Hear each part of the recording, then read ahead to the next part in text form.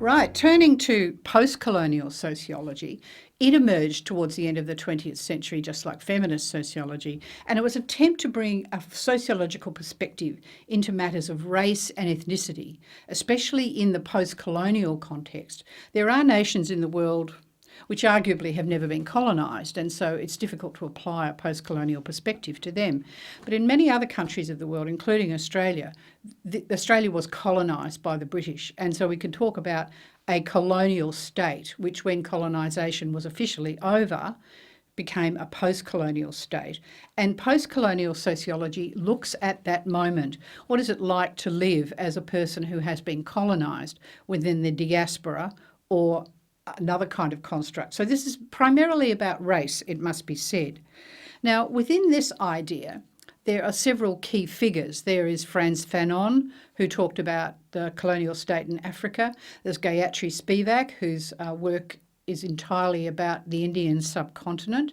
There is also Homi Bhabha, who is a British sociologist who's talking about once again, the effect of the Indian subcontinent and the people who came from the Indian subcontinent to live in the UK and the way they experienced that post-colonial moment in the context of the UK. And there's also Edward Said, of course, who's very famous for coining the term Orientalism. Now, I'll just start with Said. So Edward Said looked at the way the West regards the East, and he came up with the idea of Orientalism, which is both exotic on the one hand, but also not quite civilised on the other hand. And it's the notion of civilisation that lives at the heart of the kind of thesis that Edward Said was proposing. He described it as a binary social relation between the West and the East. Now, the concept of the Oriental can only exist because of the West. And the West is a construct framed up in relationship to what he called the other, the people who come from the East, from the Orient. So it's the concept of Orientalism. Gayatri Spivak, the Indian sociologist, asked the very important question, can the subaltern speak? Now, what does she mean by subaltern?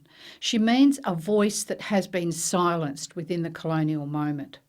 And so the question is, if you are a colonised subject, can you ever truly speak in a Western context? Or is everything you say framed through the language and the discourse of the coloniser?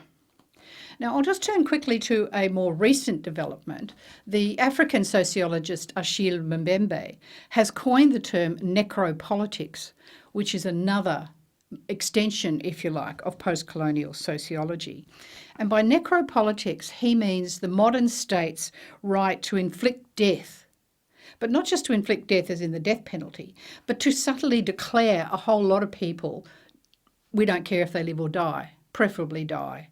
Now, what does he mean by this? He means a situation like the Philippines, where the new president, the hardline president of the Philippines, has declared that drug dealers or anybody who has any association whatsoever with drugs, he doesn't care what happens to them. They can be lined up and shot. And Mbembe calls this necropolitics because it's like a concept, and I'm sure you can relate to this, of the walking dead. Doesn't matter whether they're alive, so in a sense, they're the walking dead. Thank you.